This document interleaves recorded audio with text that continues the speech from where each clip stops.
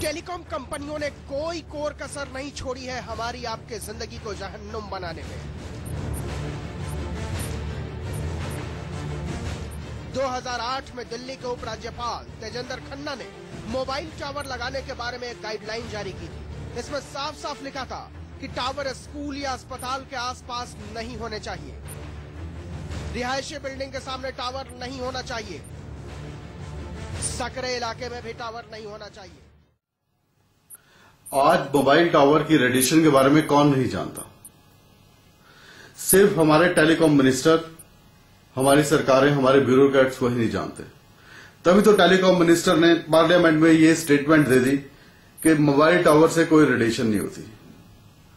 आदरणीय शीला दीक्षित जी ने कह दिया कि यह काम तो एमसीडी का। क्या शीला दीक्षित जी को ये याद है कि जब वो लोगों के घर वोट लेने आई थी तो उन्होंने लोगों के से जो वादे किए थे उसमें एक वादा यह भी था कि उन्हें सिक्योर लाइफ दी जाएगी। लेकिन पब्लिक क्या करे? पब्लिक को कोई रास्ता ही नहीं है जब उनकी बात सुनने वाला ही कोई नहीं है। और यह सब हो क्यों रहा है? यह सब सिर्फ पैसे का खेल है और कुछ भी नहीं। सभी जानते हैं कि हिंदुस्तान में पैसा नीचे से ऊपर गिर जाता है और जब जिसकी जेब भर दी जाती है तब वो ऐसे ही स्टेटमेंट देता है। क्या आप समझते हैं कि हिंदुस्तान में किसी व्यक्ति की जान की वैल्यू इनके लिए कुछ मायने रखती है? तो आप गलत सोचते हैं, इनके लिए कोई मायने नहीं रखती। आज हमारे देश के नेताओं की, ब्यूरोक्रेट्स की जेब कितनी भरी हुई है यह उनके लिए मायने रखती है। आपकी और मेरी जिंदगी की कोई इनके लिए वैल्यू नहीं है। यह बात सबसे पहले एक आम आदमी को समझ लेनी चाहिए।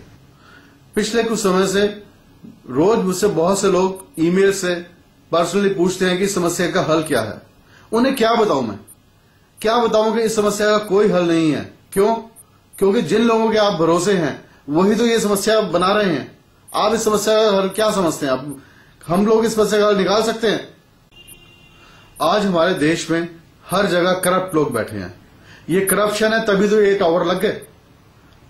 मैं धन्यवाद देता हूं स्टार न्यूज और तहलका का, जिन्होंने एटलीस्ट आम लोगों को ये चीज बताने की कोशिश की। मैं सिर्फ लोगों से यही कहना चाहता हूं कि किसी के यह सिर्फ आपकी जिंदगी की बात है। अगर आपको कुछ हो गया तो आप क्या समझते हैं ये लोग आपके घर आएंगे, आपको पूछने, आपका हाल पूछेंगे?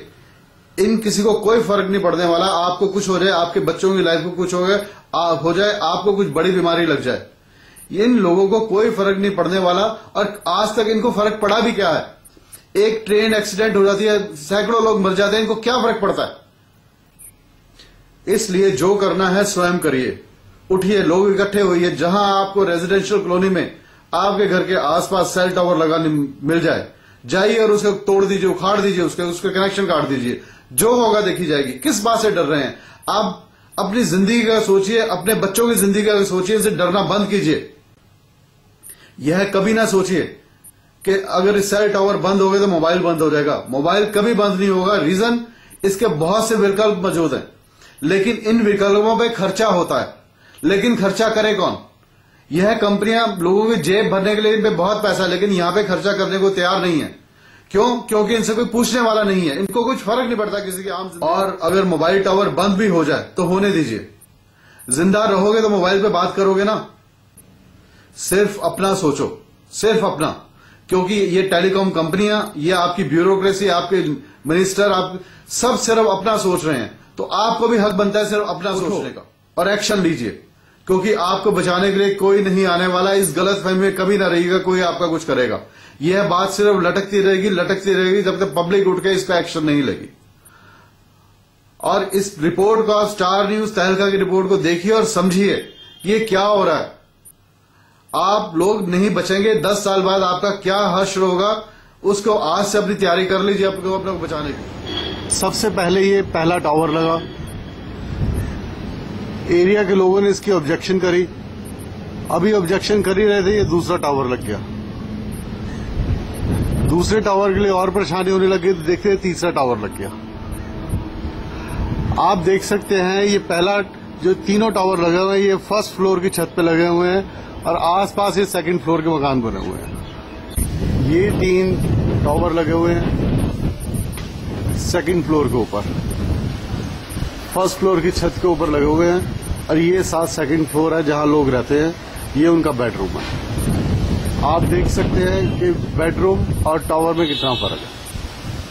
जिस मोबाइल फोन के इस्तेमाल से आपकी जिंदगी बदल चुकी है, उस मोबाइल फोन के रेडिएशन से आपका शरीर कई बीमारियों का शिकार बनता जा रहा है। सिर दर्द, भूख न लगना, नींद न आना, याददाश्त पर असर, इतनी समस्याएं तो मोबाइल टावरों के इलाके में रहने से 3 साल के अंदर शुरू होना तय है।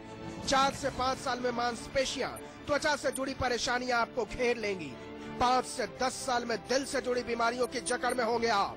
8 से 10 साल में आप हो सकते हैं ब्रेन ट्यूमर जैसी बीमारियों के शिकार। मोबाइल कंपनी से हमने कोशिश की पर वो कोई जवाब नहीं दिया है। हम भी बता दें दर्शकों को, हमने भी कोशिश की कि मोबाइल कंपनियों से बात की जाए, लेकिन बात सुन के कोई जवाब नहीं आ रहा वहां से।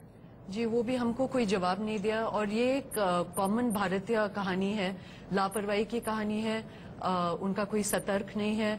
वेरी बेसिकली जो हमारी कहानी दिखाते हैं कि बिग लूप होल इज की जो टेलीकॉम कंपनीज है उनका जो रेडिएशन ऑडिट करना है वो अपने आप को करना है। तो ये गवर्नमेंट गाइडलाइन ही ऐसे कि रेडिएशन ऑडिट कोई इंडिपेंडेंट इस तरीके है कि वो खुद ही देखें कि कितना रेडिएशन वो उनके टावर से निकल रहा है और उसको कंट्रोल करें। और हमको पता है कि यहाँ पे पैसे के पीछे हमारा कॉन्शियस इतना कम है कि हम सामाजिक वेलबींग और स्वार्थ के लिए हम कम सोचेंगे और पैसे के लिए ज्यादा सोचेंगे। तो बहुत सरल सी चीजें हैं जो कर सकते हैं पर किया नहीं जा रहा है। तो हमारा कहानी यही दिखाता है। निकला है सर्वे? देखिए, इस सर्वे में जो हमने किया ओवर एक हफ्ते के तक हमारा ये प्रोजेक्ट चला था, तो मिनिमम जो निकला वो 5 मिलीवाट पर स्क्वायर मीटर निकला और मैक्सिमम 4000 पे हमने अपने सिस्टम को सेट किया था। वी हैव बीन डूइंग 5 साल से हम ये सर्वे कर रहे हैं और हम नहीं समझते थे कि रेडिएशन लेवल 4000 मिलीवाट पर स्क्वायर मीटर से ज्यादा निकल चुके होंगे।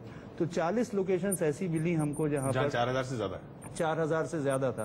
अब वो 4500 भी हो सकता है या 8000 वो तो मीटर ने रिकॉर्ड ही नहीं किया। वो हमने रिकॉर्ड नहीं किया। 600 होना चाहिए। मीटर की मैक्सिमम क्षमता 4000 थी, वो 4000 से भी ज्यादा रिकॉर्ड ही नहीं कर रहा मीटर। वो रिकॉर्ड ही नहीं किया। 4000 के ऊपर हम अपने इंटरनेशनल रिसर्च के हिसाब से WHO की जो रिकमेंडेशंस हैं, ICNIRP की गाइडलाइंस को मेंबर कंट्रीज में इम्प्लीमेंट करने के लिए 4000 मिलीवाट पर स्क्वायर मीटर या उससे ज्यादा के रेडिएशन को हम एक्सट्रीम अनोमली कहते हैं, यानी हद से ज्यादा खतरनाक।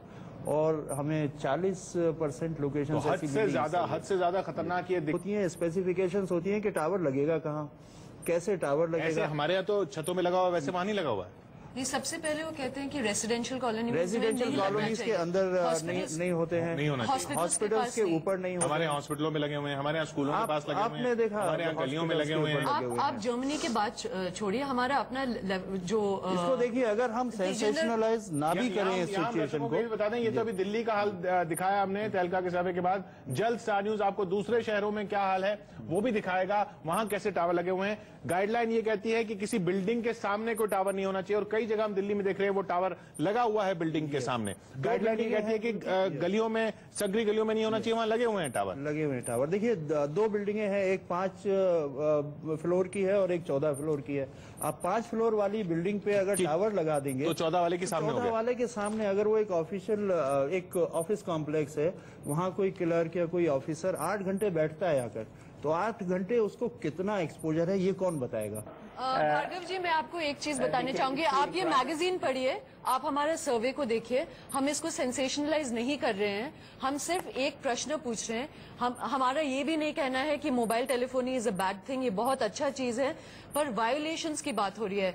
मैं आपसे भी प्रश्न नहीं पूछ रही हूँ, ये गवर्नमेंट से सवाल है कि ये वायोलेशंस क्यों हो रही है। और जब अब इतना बड़ा सर्वे हो चुका है तो मेरा प्रश्न है कि मिस्टर ए राजा इस पे क्या करेंगे, कांग्रेस गवर्नमेंट इस पे क्या करेंगे, यूपीए गवर्नमेंट इस पे क्या करेंगे, क्योंकि हमारा सेंसेशनलाइज करने का कोई भी इंटेंशन नहीं है। जो है वो पर जो वायलेशंस की बात है वो ये प्रूव करती है, और जब ये प्रूव किया गया है तो उनका रिएक्शन बहुत इंपॉर्टेंट चीज है। किशोर जी, मैं आपको कहना चाहूंगी कि मनीष तिवारी जी ये पार्लियामेंट में 3 बार रेज करने की कोशिश किए हैं। Milind Deora himself is a very very active campaigner against radiation. This is a very very important thing. क्यों नहीं रहा है कुछ? कोई ऐसा, अगर इतना रेडिएशन है जिससे अभी जो सरदर्द है वो कल चल के ट्यूमर हो सकता है, ये साफ दिख रहा है, ये एनालाइज किया जा रहा है, ये मशीनों में आ रहा है, फिर इस पर क्यों कुछ नहीं किया जा रहा है? क्या कर रहा है संचार मंत्रालय, क्या कर रही है सरकार? ये सवाल है सरकार से। बहुत